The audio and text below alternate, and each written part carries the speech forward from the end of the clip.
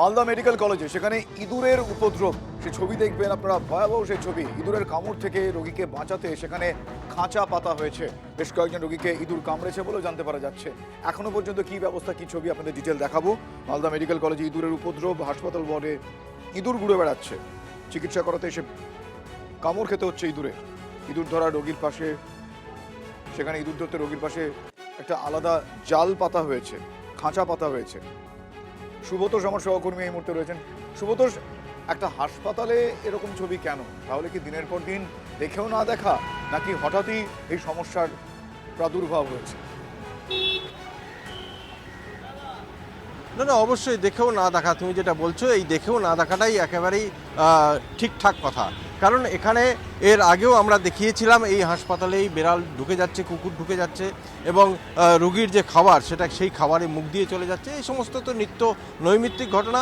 এরপরে যেটা দেখা গেল সেখানে ইঁদুর, এবং সেই ইঁদুর শুধু মানে খাবারে মুখ দিচ্ছে তাই নয়, ইতিমধ্যে বেশ কিছু রুগীকে কামড় দিয়েছে পর্যন্ত। খুব স্বাভাবিকভাবেই এই নিয়ে আতঙ্ক ছড়িয়েছে। অনেকে এখানে এসে ভর্তি করাতে এসেছেন এবং তারা বাইরে নিয়ে যাওয়ার চেষ্টা করছেন এবং একই সাথে এই বিষয়ে কেউ কেউ অভিযোগও জানিয়েছেন, কিন্তু কোনো বিশেষ ফল হয়নি।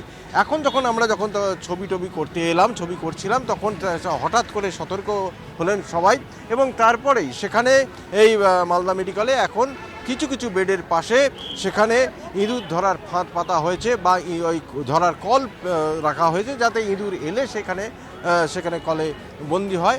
এই ধরনের প্রচেষ্টা শুরু হয়েছে। কিন্তু একটা হাসপাতালে ইঁদুর ঢুকে যাচ্ছে এবং সেখানে বেডের পাশে ইঁদুর ধরার কল পাততে হচ্ছে, ফাঁদ পাততে হচ্ছে, এটা তুমি ভাবতে পারছো? এবং এটা কোনো প্রত্যন্ত কোনো গ্রামীণ হাসপাতাল নয়, এটা মালদা মেডিকেল কলেজ হাসপাতাল। একেবারে খুব স্বাভাবিকভাবে প্রশ্ন করলাম। আমাদের এবার নজর থাকবে যে এই বিষয়টা সামনে আসার পর তারা কতটা গুরুত্বপূর্ণ পদক্ষেপ এক্ষেত্রে করে।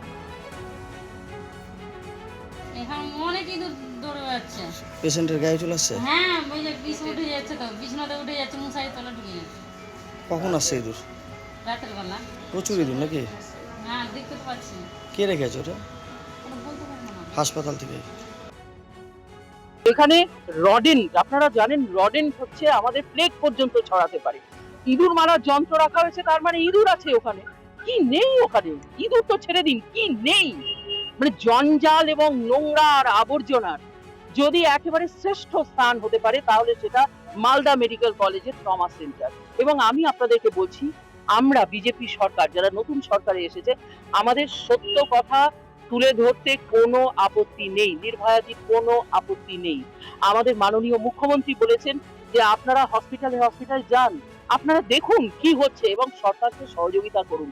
যদি আমরা এই যে সরকারের, পুরনো সরকারের 50 বছরের এই জঞ্জালকে আমরা যদি বর্তমান আধিকারিকদের দৃষ্টিতে অবলোকন করাতে না পারি আমাদের দৃষ্টি দিয়ে, তাহলে এই ব্যবস্থা চলবে। আমরা এই অব্যবস্থা থেকে মুক্তি চাই।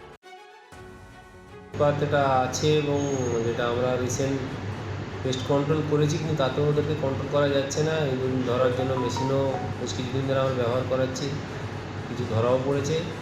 এটার মেন সমস্যা ওরা হচ্ছে ফল সিলিংয়ের ওখানে উপরে উঠে যাচ্ছে এবং ফল সিলিং থাকার জন্য ওদেরকে কন্ট্রোল করার একটু সমস্যা হয়ে যাচ্ছে। আমরা তবু পেস্ট কন্ট্রোল করছি, ইঁদুর ধরার অন্য কোনো ব্যবস্থা আছে কিনা দেখতে পাচ্ছি।